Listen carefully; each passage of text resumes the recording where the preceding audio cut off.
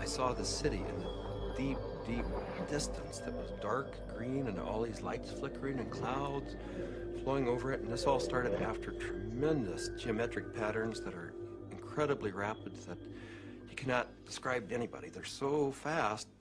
After those had slowed down, I saw this city in the deep distance. So I was sort of watching that, and then this ball of light goes right past me, right in front of me, like, what was that? It didn't scare me, except it was so close. After that, I started looking around. It's like you're in this place, and you're going, why am I in this place? And then I noticed that there was this woman off to my right with a real long nose. She had green skin. She was turning this dial, and I realized she was turning the volume of lights up and down on the city in the distance. And as soon as I looked at her, she noticed I was watching her. And she said, so what else do you want? I said, what else do you have?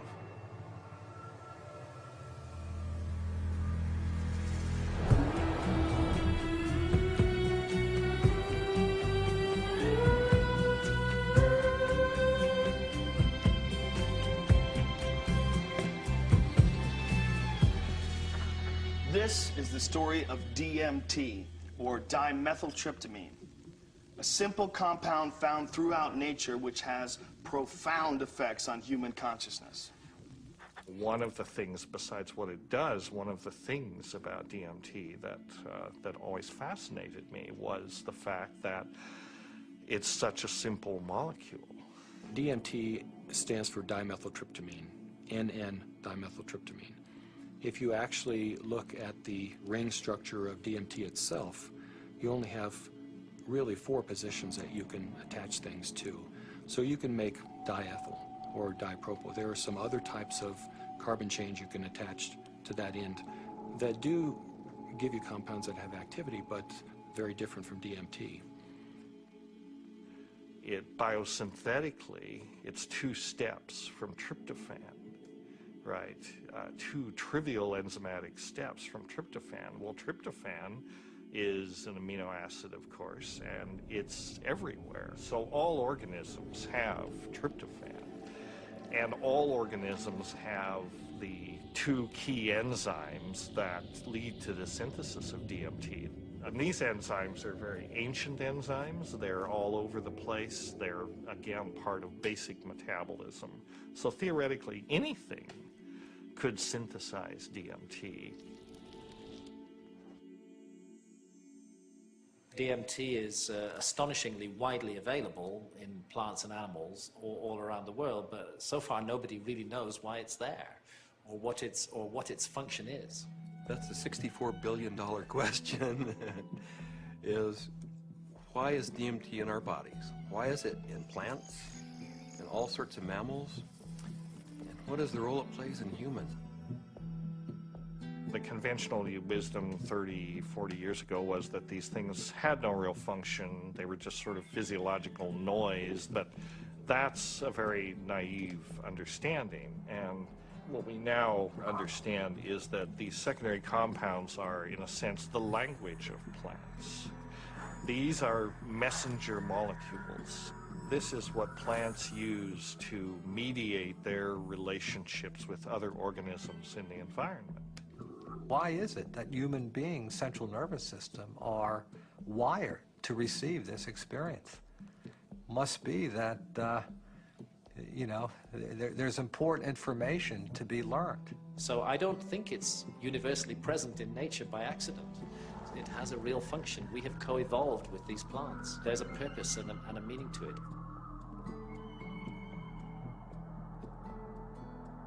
So it really fits in with the notion that DMT may be the common molecular language, resonant language, among all living beings on this planet and maybe others as well. I can't think of a more powerful tool to explore the whole question of what is consciousness. these substances are tools that can be used to expand awareness in all areas of life and apply that expanded awareness for the betterment of people's lives and their communities, their families, and our society. The good news is that there's a growing number of Westerners and actually intellectuals, scientists, artists, movers and shakers, filmmakers, and so on, who realize that this stuff is all too interesting just to go on keeping it swept under the rug. And meanwhile, the Inquisition was a long time ago, the birth of rationalism was a long time ago. At this point, there's no good reason, apart from bad habit, to keep up these barriers. With the help of two concepts that are traditionally opposed, science and spirituality, we humbly reintroduce psychedelics back into the cultural dialogue. DMT, the spirit molecule, you know, it's a conundrum, it's a paradox. What the spirit is the inner world, the molecule is the external world. So the psychedelics or entheogens take us from the science to the spirit.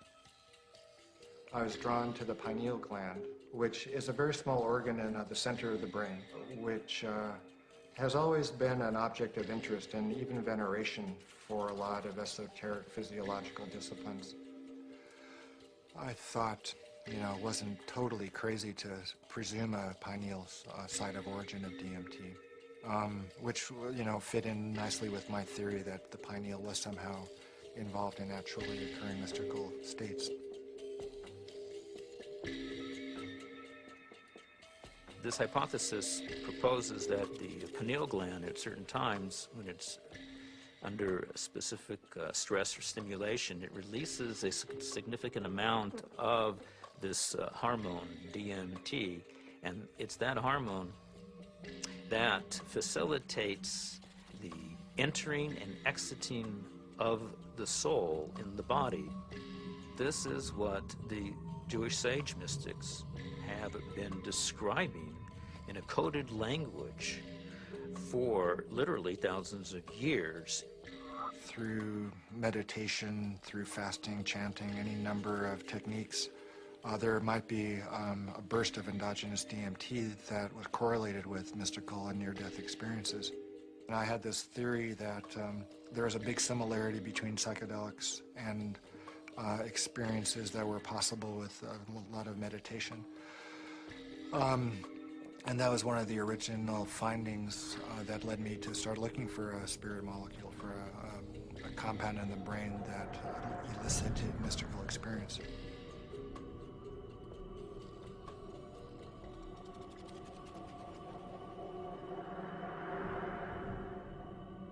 I think there may be a role for DMT in explaining any number of hallucinatory phenomena, you know, that man has experienced, you know, throughout his history.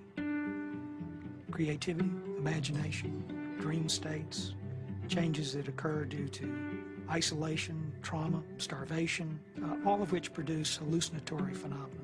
These hallucinatory phenomena are explainable by the presence of compounds known to produce hallucinations.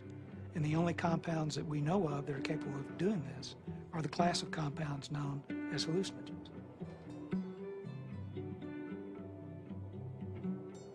When thinking about spiritual states, I think endogenous hallucinogenic compounds and molecules that the brain can potentially release are probably very relevant to this topic, because on one hand, they may really help us to elucidate what is the neurochemical mechanism of these experiences. I mean, if we can say that there's a release of endogenous topic, because on one hand, they may really help us to elucidate what is the neurochemical mechanism of these experiences. I mean, if we can say that there's a release of endogenous opiates, or we can say that there's a release of dopamine or something like that, and we can measure that release, and we can see where in the brain those different molecules go, what receptors they activate or deactivate, and hence we can really learn a lot more about what these experiences are, because it really can allow us to match up these experiences that people have with hallucinogens as well as understanding where they are related in the context of the brain's receptors and the different parts of the brain that may or may not become active.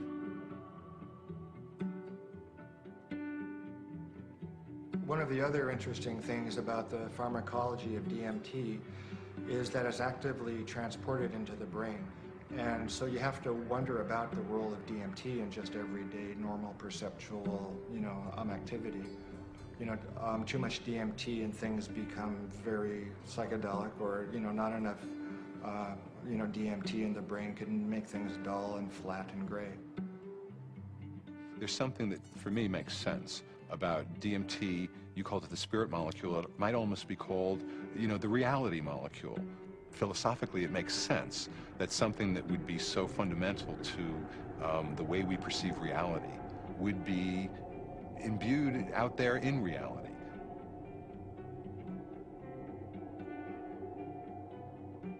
There was a sense around it that there was something special, that it wasn't like anything else. There wasn't like other psychedelics. Its intensity and speed was such that it really produced a different kind of response. I mean, I remember almost getting the sense that it was kind of like a psychedelic bungee jump, that there was a kind of raw leap into this rapidly changing environment that was very different than the more gradual approaches of other psychedelics.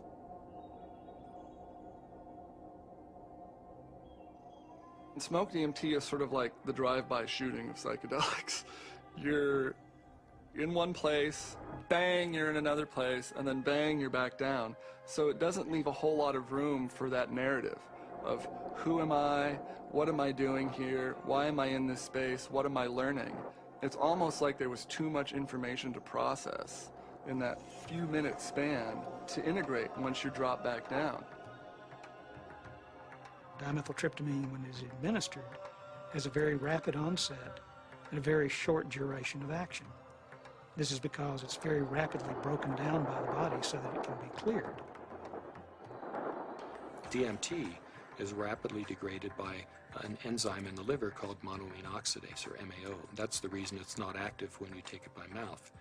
Whereas psilocybin, when you take it by mouth, it's not broken down by monoamine oxidase very quickly at all. So it gets through the liver and passes on into the bloodstream and into the brain.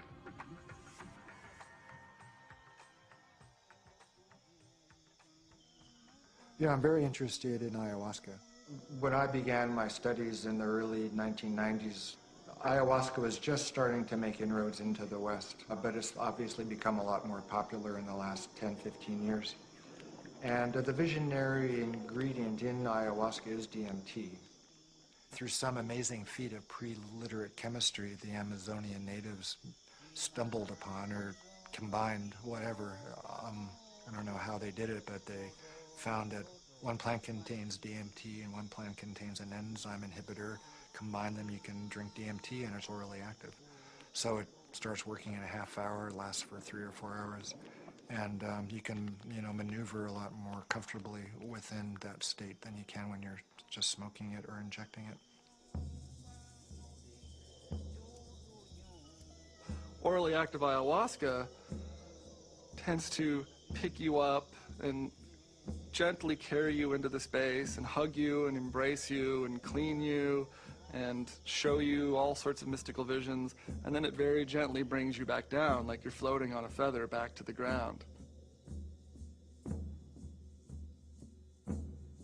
As valuable as my DMT experiences have been, I feel that there's a lot more enduring value, really, in this folk technology, which stretches it out and makes it a navigable space.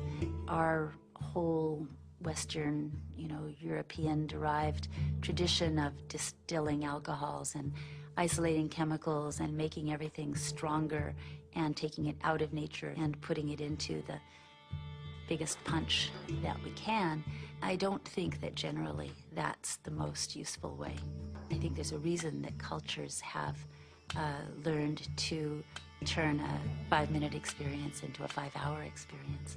It seems to me that ayahuasca has had a plan, and that it's reached out into the world and brought DMT into many, many thousands of lives on a much bigger canvas than it had reached for the last 10,000 or however many years. And it's done it very rapidly, and it's done it with form to go with it. And ayahuasca is much harder for the power structures that we have now. It's much harder for them to put down because it has been part of a legitimate religious and spiritual practice for thousands of years, certainly in the Amazon. And we can't just dismiss all that as primitive mumbo jumbo and superstition. We have to get to grips with that on its own terms. I think that there's a growing number of people who feel this desire to get back in touch with nature, with plants, with animals, and who know that through the shamanic path there's a way of doing this, and that actually these tools, these psychoactive tools for plants like ayahuasca is a very direct way of doing this. Now, it may not be everybody's cup of tea, and I think a lot of people are actually with reason afraid of it.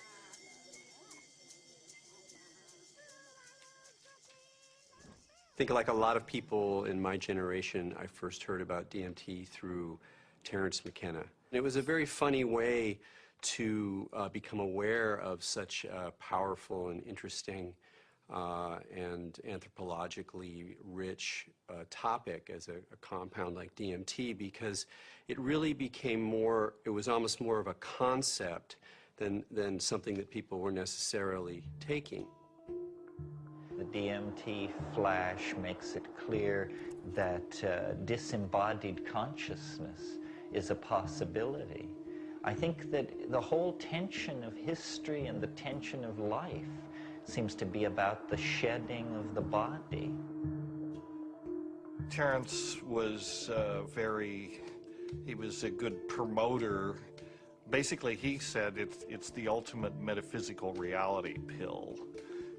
Even though it's not a pill, but I thought that was a pretty good characterization after I took it. It seemed to be of a different order than LSD and mescaline and some of the other things that were around. DMT really did seem to be a whole other level of experience.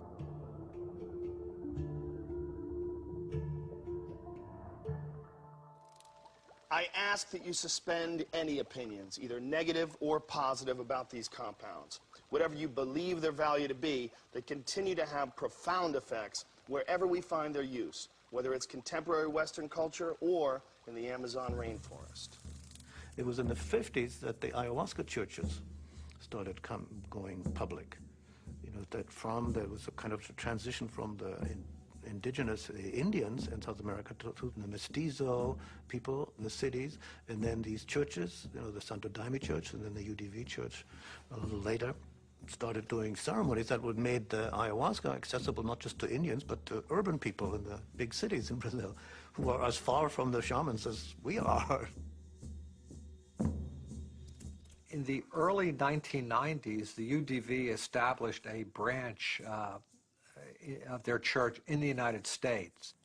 In the late 90s, the U.S. Customs Department, along with the DEA, intercepted a shipment of ayahuasca. The church protested the government action. They contended that it violated the Religious Freedom Restoration Act, and the case was heard in the U.S. Supreme Court, and in February 2006, their decision was announced, and it was a unanimous decision on the side of the UDV. Why is it that in the entire Western world, these substances that have been found to be so interesting by hundreds of cultures for thousands of years are prohibited? How did these cultures that consider themselves to be enlightened, democratic, and scientific get to declaring plants illegal? It can seem weird, but there's clearly something deep and revealing about the nature of these societies. Our society values alert, problem-solving consciousness. and it devalues all other states of consciousness. Any kind of consciousness that is not related to the production or consumption of material goods is stigmatized in our society today. Of course, we accept drunkenness. We allow people some brief respite from the material grind. A society that subscribes to that model is a society that is going to condemn states of consciousness that have nothing to do with the alert problem-solving mentality. And if you go back to the 1960s, when there was, a tremendous upsurge of exploration of psychedelics, I would say that the huge backlash that followed that had to do with a fear on the part of the powers that be, that if enough people went into those realms and those experiences, the very fabric of the society we have today would be picked apart, and most importantly, those in power at the top would not be in power at the top anymore.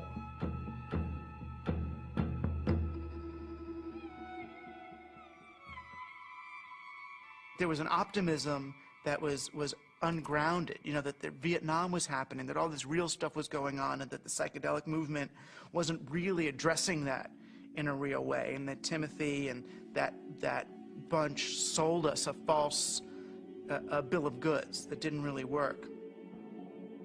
We are now, whether we like it or not, in the psychochemical age. In the future, it's not going to be what book you read.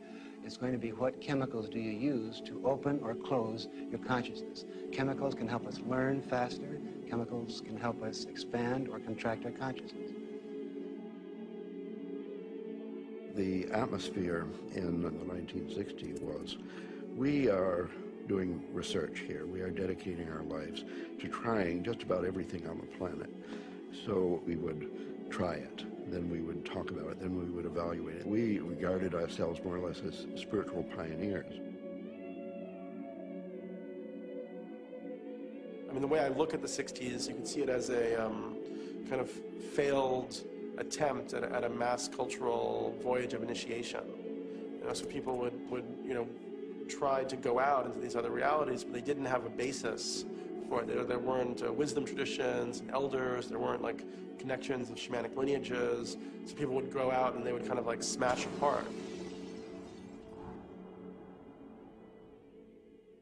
Timothy Leary really so discredited a scientific approach to studying this, because he started off doing interesting research and then got into advocating use in a way that was incredibly threatening.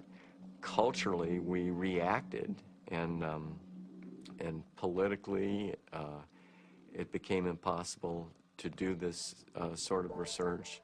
Funding agencies didn't make resources available. Regulatory agencies increased the practical hurdles for initiating this kind of research. And I think people who had interest in research of this type largely were discredited because of their interest in the research. Social, political, scientific issues that came together pushed these drugs out of the scientific marketplace.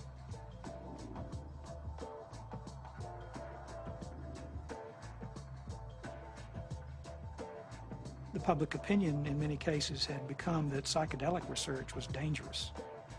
The lay public was uninformed about the true nature of these compounds and what their importance may be in the understanding of perception itself.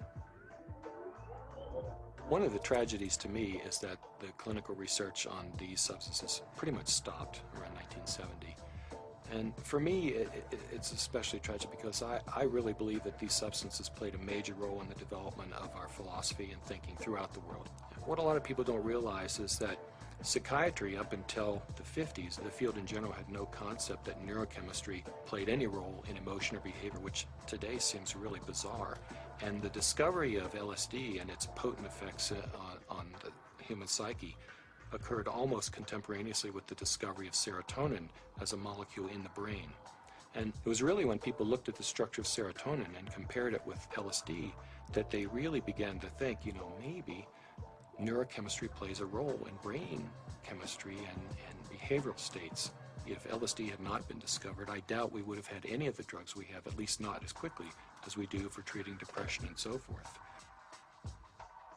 Once these drugs became abused and scandalized, psychiatry had to really work hard, to distance themselves from any valid scientifically meritorious relationship with psychedelics. Being a psychiatrist and saying you want to learn or study about psychedelics, it's not that well received. And I made one mention one time and was discouraged from really bringing it up again for actually a number of years. For cultural reasons, the whole class of compounds got pulled off the clinical bench, and no research has gone on for 40 years. So scientifically, I can't imagine a more exciting area to be pursuing. How does one go about studying these plants and compounds? Plants and compounds which produce unimaginable experiences and appear to shed light on some of humanity's greatest mysteries. In order to answer that question, Dr. Strassman conducted the first human psychedelic research in a generation. One of the things that I had established early on was being able to discriminate between studies in the scientific realm and recreational use. But in the early 1980s, I reviewed all of that literature and could pretty well establish that if people were really carefully screened and supervised and then followed up, that the incidence of adverse reactions to LSD and related psychedelic drugs was extremely low. The drug or the compound or the chemical that seemed like the best candidate to sort of reopen the U.S. Front on psychedelic research would be DMT. It was really, it was exciting for me because I thought this is the first study in a generation. And not only that, despite the fact that DMT had been used safely in earlier studies and it was this natural component of the brain, DMT is one of the most profound and potent psychedelics known. So it wasn't just an initiation of clinical research, it was a reinitiation of clinical research with an extremely potent drug. I was of the strong opinion that you could do these studies, and Rick agreed. So we had a number of discussions, and at some point the discussion came up, Dave, what if I do all this paperwork and spend all this time and get to the end of things and I'm ready to go and I can't get the DMT? And that was a real possibility because DMT, clinical grade DMT, wasn't a chemical you just buy off the shelf somewhere. And I told Rick, if you get to that point and no one will make it, then I'll do it. And ultimately Rick got to that point and I made it. The design of the study was fairly straightforward. Give people DMT and measure as many variables as possible. I had to sort of anticipate a lot of objections that would come my way from the regulatory agencies that oversee this kind of research. So at that point began a 2-year process of dealing with not that many regulatory agencies, but fairly monolithic ones. One sort of a sidelight of the protocol was the involvement of a psychiatrist from UCLA named Daniel Friedman.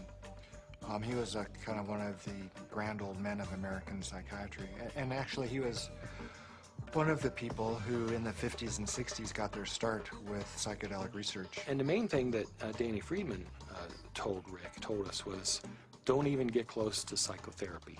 Forget about treating mental illness or alcoholism or anything. Forget that. That's where all the hysteria is. That's where all the fears get up. You're a scientist, Rick.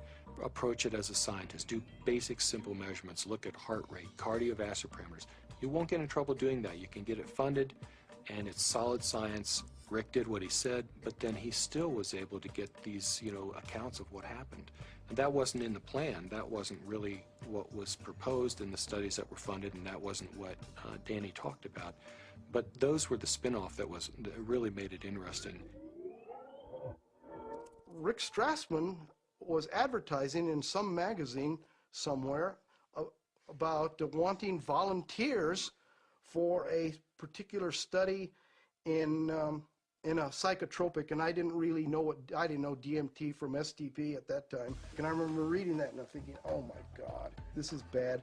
I better get involved in this and make sure that somebody doesn't get hurt, and that at least there'll be some sensitivity towards what this stuff is really about.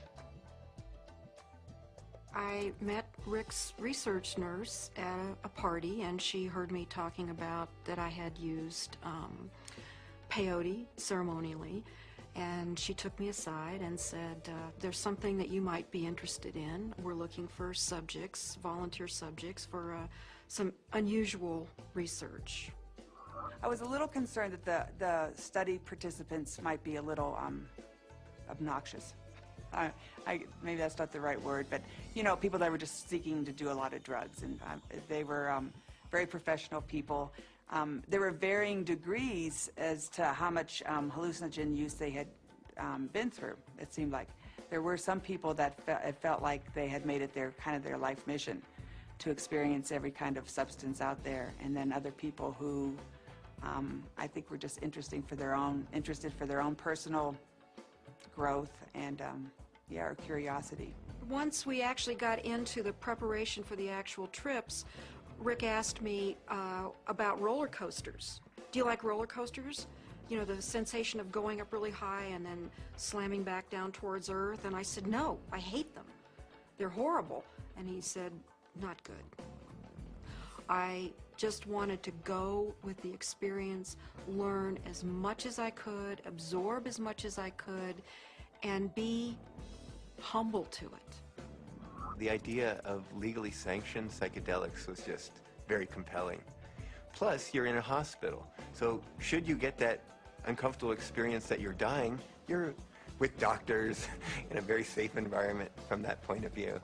I mean, this was really very cutting edge, very out there, it was high risk, and people knew what they were getting into, and they wanted to have the extra reassurance, and I was glad, actually, to have a crash cart in the room and a team, you know, in the hospital to respond to any emergencies.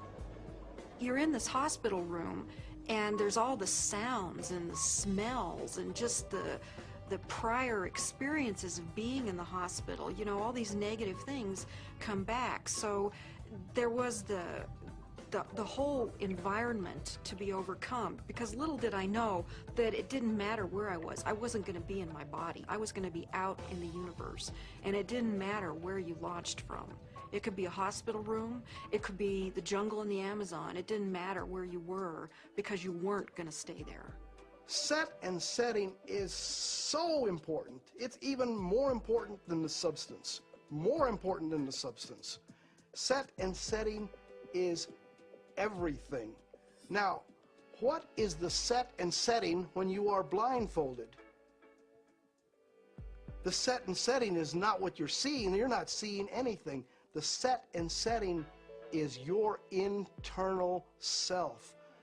The things that you have learned, the capacities that you have achieved, the conditions of your own psyche and psychology, these are your set and setting. It's the medicine combined with or interacting with the set and setting that creates an effect of safety, of trust, of comfort, and of resourcefulness that makes it possible for you to take some big leaps and receive some big gifts. And if that's not there, you just get terrified. So I didn't really have physical fears so much that they would die or have a stroke. I did have some fears about people's mental health, you know, especially with some of the higher doses. We gave one gentleman who had a lot of experience with the drug one dose, and he didn't think it took him far enough. So then we gave him a higher dose, and he was gone. He was really gone. It reminded me of something from The Exorcist. I mean, he just boom, sat bolt up in the bed, and his eyes opened up, and they were completely dilated and black. And I almost thought he was going to turn his head completely around. And I remember looking at Rick, and Rick looked at me, and I thought, oh my God, he's gone. I hope he comes back. And he did. The countdown was like, you know, counting down for preparing for your death, like waiting to surrender. And you'd feel the coldness, and the coldness just going through your veins, and it's really indescribable. It's hard to, you know, it's like ice going through your veins. And the next thing that would happen, besides my racing heart, is this burning sensation would happen on the back of my neck. I mean, this was reliable. This is like clockwork. This happened every time that you shot me up with DMT. And then there'd be a hum. and the hum would get louder and louder, and to the point where it broke apart everything that I was or knew. It was just this, it just got louder and louder until you just had to surrender to the sound. And then you were there. I would get a warm, full feeling, a golden feeling in my chest before it went to my head.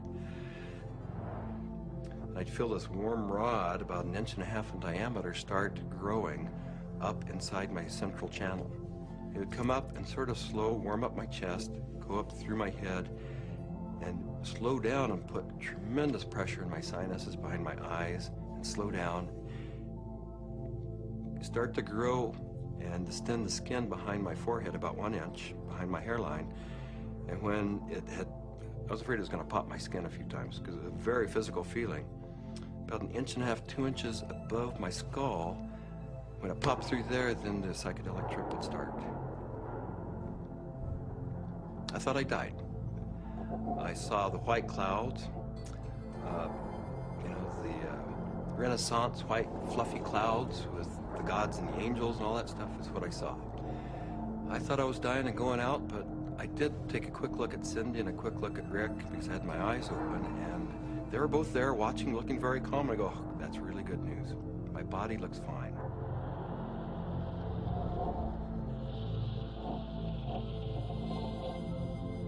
So I didn't know whether it was my birth I was re-experiencing, my death which was yet to come, because I know that time crumbles. The linearity of time is totally meaningless in these states. You are at the Godhead, the point where all time folds in on itself. More and more layers of my humanity start peeling off. Finally, the last, you know, almost the last layer, and I can't even describe what it is, but you have at some reaches way in there, there is like the last layer of that which defines you as a human being, and it goes click. You are no longer a human being. In fact, you're no longer anything you can identify. There was no concept of time. It was so disorienting. I was so terrified. I have never in my entire life been so terrified to be blasted out of my body, to leave my body behind, to be going at warp speed backwards through my own DNA, out the other end, into the universe. And so I went right into this white light. As soon as I went into it, I lost any sense of being different, any sense of what I was doing, past, any sense of future. It was absolutely blissful and euphoric, and I just felt like it wasn't I. I was everything. I was the light. There was no sense of separation, no shadows, no differences, no past, no future. It was all present and white yellow light. Then I felt myself falling out of this light, and as I fell out of it, I could feel the light was like a glow, like the sun with flames coming out and lapping out, and I could already start to feel this tremendous separation. I reached across, and it was suddenly I'm in the universe, in this huge void, with these beings on the other side, and I put out my hands, and this incredible rainbow of pink light went between me and these entities. And I was trying to make it be like a white light, but it was this incredible pink light, this energy of love that this capacity of love that we as human beings have, that I was trying to just send to them. This meteor-like trip through the infinite space of the interior consciousness is up pops the picture puzzle pattern door. And I'm now whizzing through this sucker like if it was nothing. I'm flying through it. But now I know what the picture puzzle pattern door is. The picture puzzle pattern door is the farthest reaches of your humanity. This is the doorway into what defines you as a human being. When you go past that, you stop being human to a degree, and the further you get past this point, the further away you go from being a human being. But right here, this picture puzzle pattern door is everything. It's everything. It's what defines you as a human being. This picture puzzle pattern door is you. This is like the actual core of where all of reality is emanating from. This is where meaning comes from. Symbols were pouring out. They were intertwined. Every symbol and letter and in every language was pouring out of this point. And I looked around at my environment and I was trying to absorb everything, to understand, but there were all of these machines or structures or things that I had never seen before, that I had no idea what they were. I was like a caveman in a computer lab. I didn't have any idea, but I knew in my intellectual awareness that this was a very advanced civilization or life forms or whatever they were. They were so far advanced from what we know here on Earth. There's one state in it, I call it the hobby horses, and they're interlocking, reticulating, vibrating hobby horses, and I use that's what they seem like to me. They interlock and they form a visual pattern that seems infinite and scape, and then you're on the inside, outside, inside, every side, and so it's less possible to use words sort of start to escape you.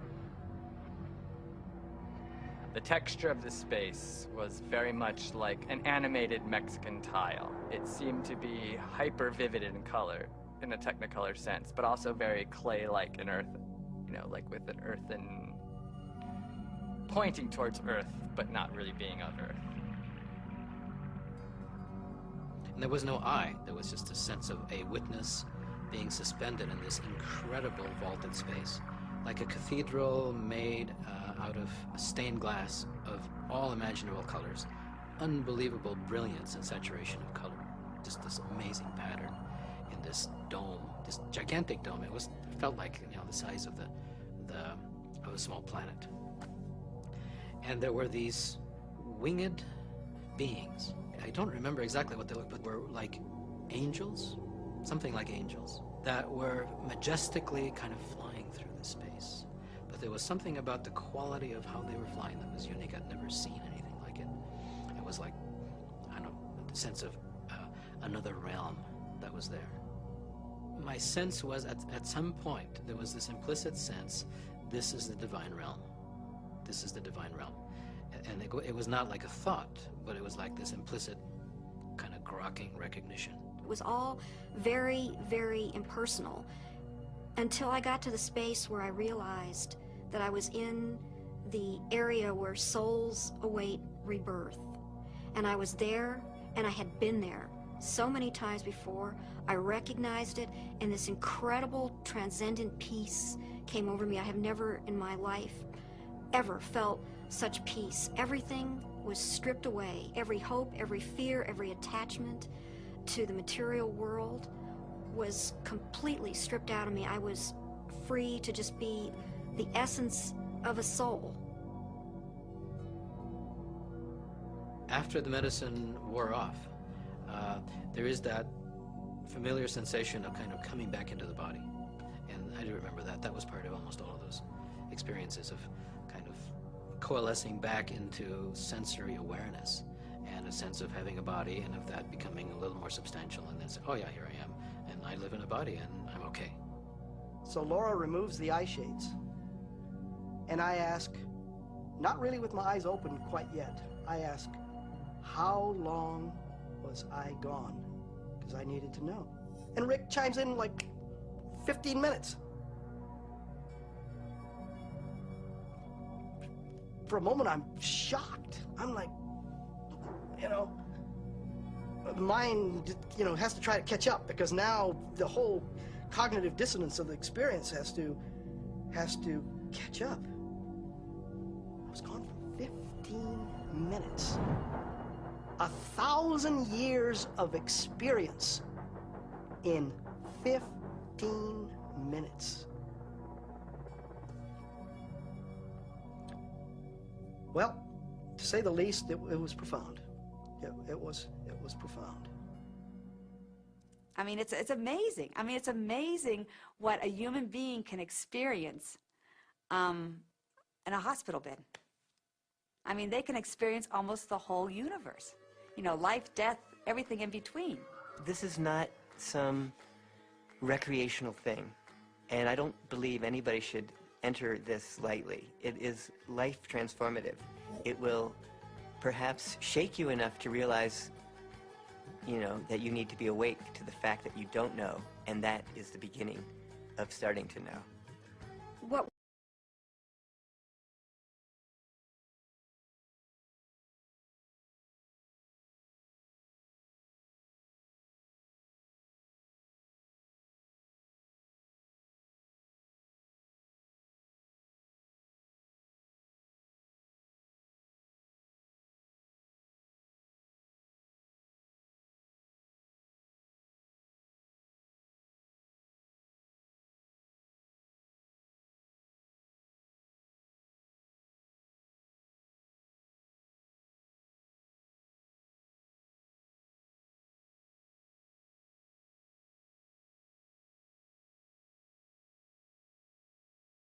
What we see here is such a tiny part of what is real.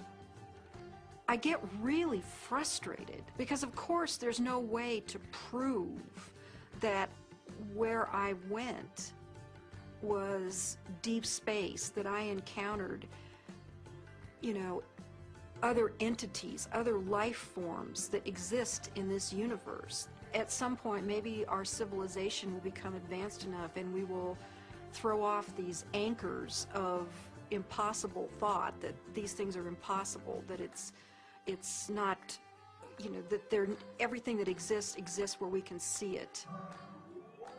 I wrapped up the studies in '95 and really just had to take a break for a couple of years. I was aware of a growing sense of discomfort with what I was doing because I just couldn't explain it. And it seemed to me if I couldn't model and explain what was going on that I was doing and just, you know, bringing people to the edge of these kinds of experiences, it seemed like I ought to.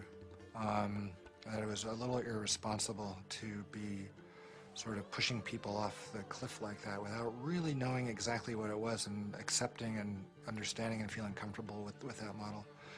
And, you know, I think what began dawning on me after a while once I stopped the study was that I was really dealing with a spiritual phenomenon.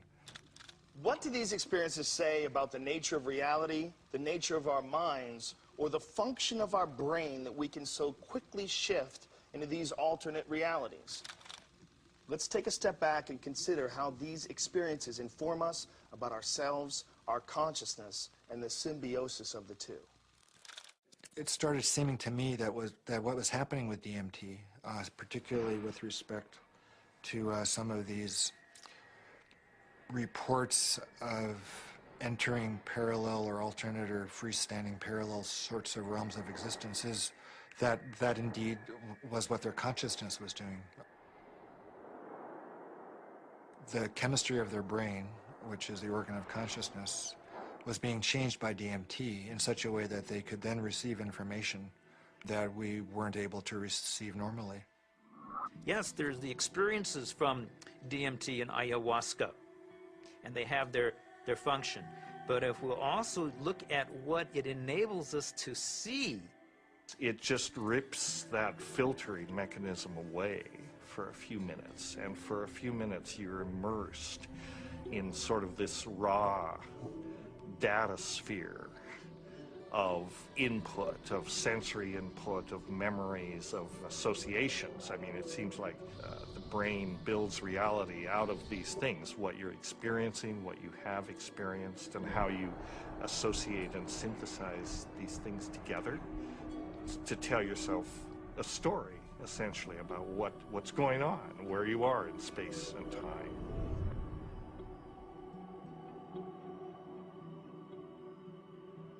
It's the brain that helps us to process all this information and to create for us a rendition of what our world is all about.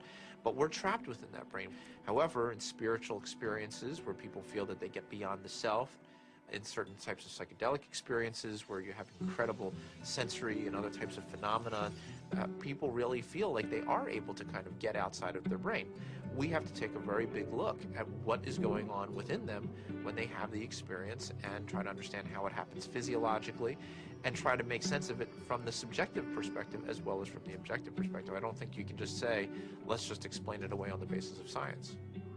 What I was doing early on when I was hearing these reports were interpreting them, calling them psychological or brain chemistry aberrations or whatever, that there was a part of the brain that was being dinged that was responsible for the alien appearance phenomenon. This is not a new phenomenon. Entities in altered states have been recognized for an extremely long time in many cultures over the millennia. Helpers, spirit assistants, angels, all of these different entities have been fairly common throughout man's experience of altered states and through much of man's mythology.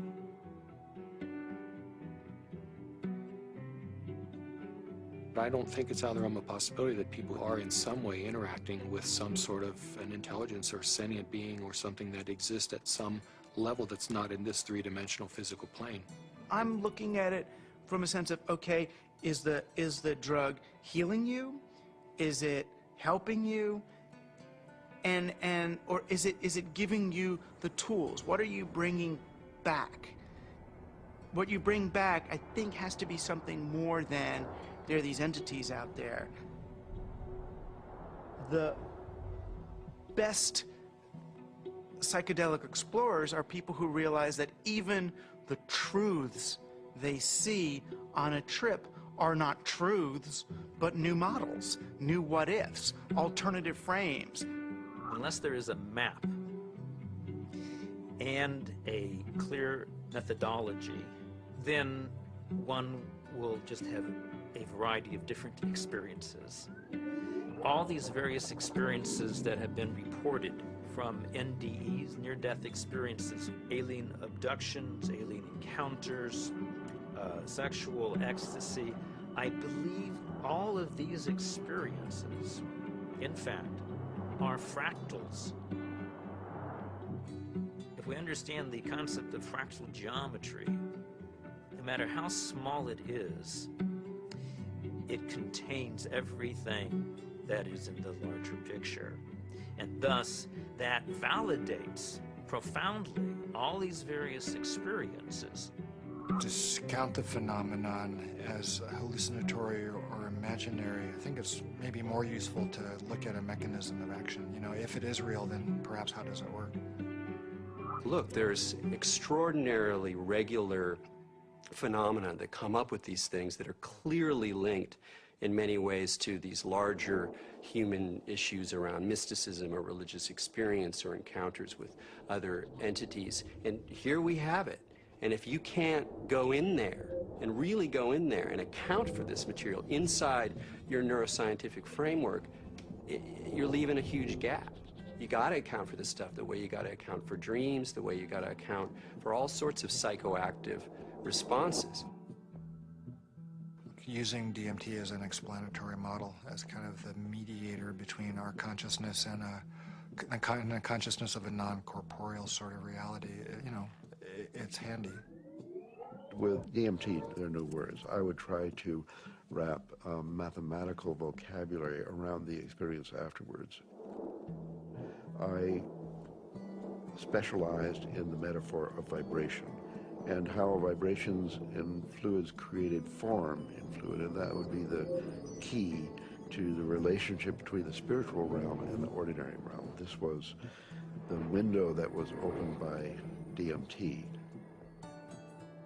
Using psychedelic drugs or other types of pharmacological substances can help to induce a state where people feel that they touch a deeper sense of reality, where they understand reality on a more fundamental level, and they gain a great deal of insight and knowledge into the ways in which the world works and how they are, as a human being, supposed to relate to that world. DMT is somehow, it seems to me in my experience, more of a breakthrough than LSD, mushrooms, peyote, and so on. It's instructive. It's more supportive of future evolution and the creation of the future.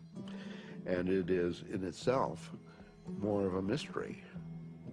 How could this little stuff produce something that has intelligence, you know, that is actually a doorway to another reality? So what is the nature of reality, and what is the nature of how we as human beings experience it? Can we understand it better? Are we capable of understanding reality on some very fundamental levels? And what do we need to do in order to prepare for that? You know, there are parallel universes, it seems, at least that's a theory in modern physics. There is dark matter, which is a huge amount of the matter of the universe, maybe 95% or more. As radical an idea, it's just a logical extension in some ways of, instead of using a machine to see more than we normally can see, we're using the brain.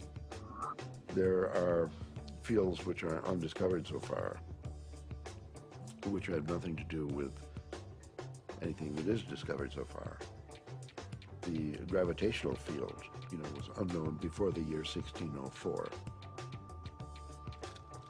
The electromagnetic field, unknown before the year 1830 or something. All of these, what we call the fundamental fields of mathematical physics, are new discoveries.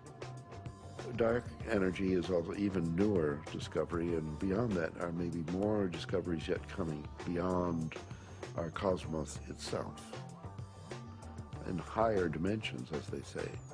I still don't have very much use for the concept of God, but I do believe that there are higher levels, transcendent levels of reality, and I'm actually now starting to really believe that the brain is not the source of consciousness, it's not really who we are, but it's more like a radio tuner for something way bigger. Are these experiences, spiritual experiences or otherwise, are they created by physiological processes, or is the brain itself responding to something that's going on? And the fact that somebody may actually find a way of turning on their brain to spiritual experiences, again, I mean, I'm not sure that that necessarily diminishes the reality or the realness of what those experiences are about. If the pharmacology or the psychopharmacology of psychedelic experiences turned out to be essentially the same as religious or spiritual experiences, it would help us to understand where these experiences are occurring within the human brain. I'm actually quite convinced that we're probing the biological basis of moral and ethical behavior. I think these primary religious experiences really are at the bedrock of the world's religions. The research and knowledge and speculation about the pineal body and DMT is in fact the hand of God that is interacting with our natural evolution to stimulate and accelerate the process of redemption of individual and of collective global enlightenment. Because of my ayahuasca experiences, I consider myself a spiritual person. I know things now that I could never have known otherwise. This experience is so familiar for a lot of different people, and it's so easily acquired, and so much information comes with so little effort that it is a kind of a miracle. It's a miraculous way for us to transcend ordinary reality and obtain maybe an intimation of what's necessary for survival. Ranging from new forms of medical treatment to a better understanding of the universe to life-changing spiritual revelations, these natural tools offer us the ability to seek greater knowledge. Tools that could positively affect life on our planet. Let's answer Dr. Strassman's question. If so, so what? Because of the collapse of consciousness, spiritual and scientific knowledge split apart. Both these modes of knowing have to come together. In other words, science and technology, from a traditional religious perspective, is not an extra. It is part of the process by which humanity is going to evolve into its next stage. How do we find like the right form for psychedelics in the future? I mean, assuming that psychedelics are part of the human future, right? For that, at the moment they're still, you know, generally repressed and suppressed and legal.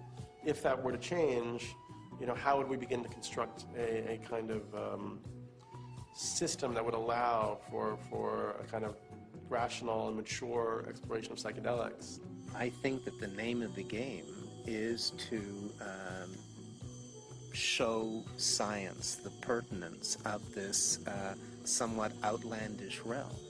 And it's not just crazy stuff. It shouldn't be considered as, let's say, not even worthy of interest or illegitimate. I actually think because it's declared off bounds, it just makes it interesting to start with.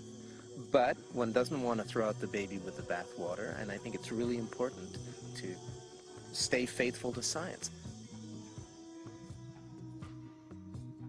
What does it mean? Why is there a part of the brain that seems to be, for lack of a better word, a God detector? You know, what's the evolutionary advantage to having some part of the brain that seems to, you know, trigger and mediate experiences of the transcendent? The Kabbalah is revealing to us that the pineal body is actually the very edge of the higher dimension that is penetrating into our lower dimension, and it is located precisely in the middle of the brain. I can remember reading about Descartes, thinking that it was actually the interface between the spiritual dimension and the dimension of matter. And I remember studying that as a foolish idea from our history. And now it seems actually like a very interesting idea. What we are looking for out there is really in here. It is the doorway. It is the gate. So we focus on the transformative effect of the psychedelics. But it's also true that the reverse is true, that it requires transformation in order to embrace psychedelics. You know, it's one of the tricky paradoxes of postmodernism that psychedelics both require and produce a transformative effect. We have severed our connection to spirit. That's what our society has done. It has sought to persuade us that the material realm is the only realm, and the only way we're going to recover is to reconnect with spirit. And I truly believe we need the help of the plants in order to do that. Part of our work is to respect these medicines and then to change the culture enough that people doing them can be respected and held, and not everybody needs to do them, not everybody should or wants to, but that it isn't pushed to the side. And so part of that does involve then research, because that's how in our reductionist society we validate things. With the passing of the years and the opportunity for sober reflection, I think there's a growing appreciation that there may be something to gain from studying these compounds, that there's a lot we can learn, and there may very well be treatment models, particularly for patient populations for whom conventional treatments are ineffective, for whom the psychedelic model, when utilized optimally, may provide great benefit. I think the most important thing that we could do right now that would be fairly straightforward to do is to ask and answer the question of whether ayahuasca could help people who have drug and alcohol abuse. And given that we know that DMT and similar alkaloids have a very strong effect on the same receptor sites that are involved in depression, and the notion that most people, in my experience, who use drugs and alcohol are self-medicating a deep depression or an anxiety. I've had permission now over the last few years to utilize psilocybin, which is the active alkaloid in hallucinogenic mushrooms, in the treatment of patients with advanced stage cancer who have anxiety. We're treating the anxiety, not to cancer. Now, psilocybin is 4-phosphoryloxy N N-Dimetiltriptamine. So obviously, from a chemical structure point of view, very similar to DMT. Ultimately, what I want to do is see these things used in the way that they were used traditionally, to heal people, help people. And right now, helping people come to terms with dying. It changes your whole relationship to your death, your impending death. Believe it or not, you're gonna die. And now, with this tool of having crossed over already, some of the fear around that will disappear. Now I'm beginning to wonder whether consciousness may actually survive biological death, that maybe the model that we've been working under in psychiatry and the behavioral pharmacology model is just wrong. It's backwards, actually. That consciousness is primary in the universe and matter is a result of.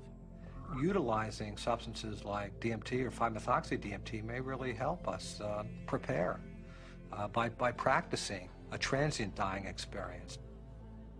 Thus far, we're observing very positive effects in regards to the nature of experience during the session and then subsequent effects on mood regulation and anxiety control, pain perception, and overall quality of life for cancer patients. By and large, our subjects do quite well in the time they have remaining.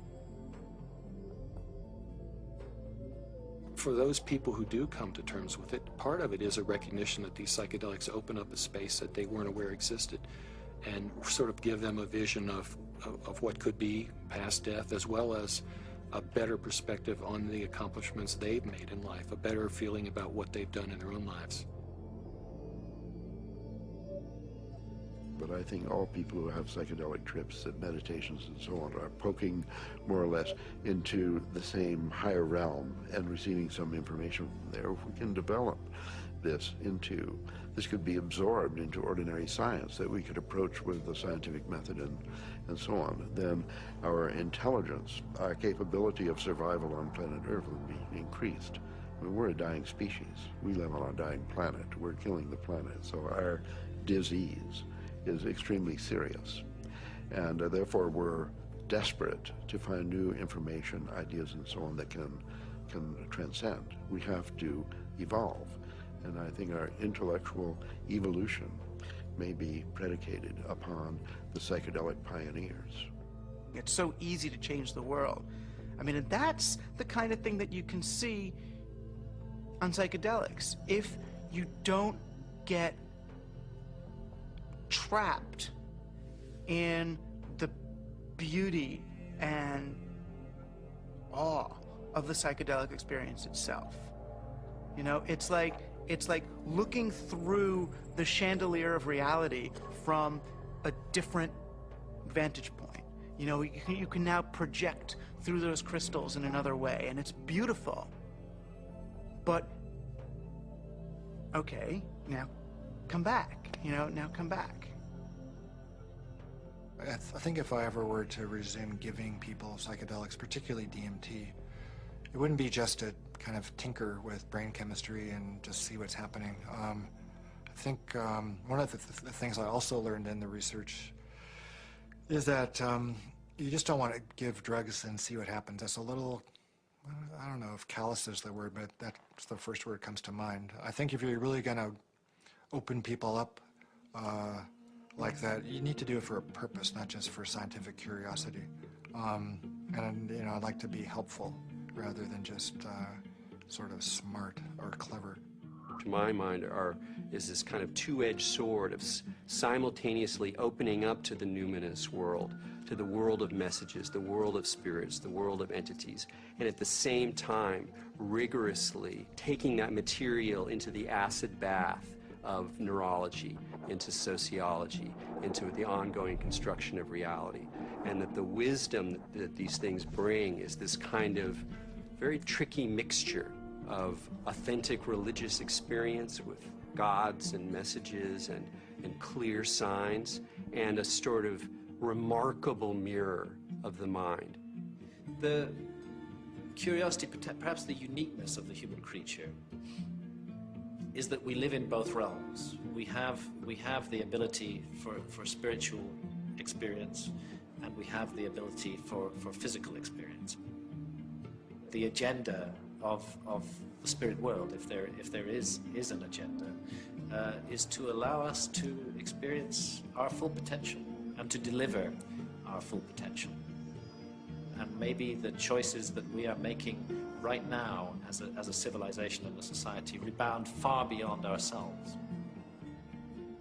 And I think DMT is a forcible reminder that there's a lot more about reality, the universe, ourselves, the biosphere, whatever, that there's a lot more to it than we imagine.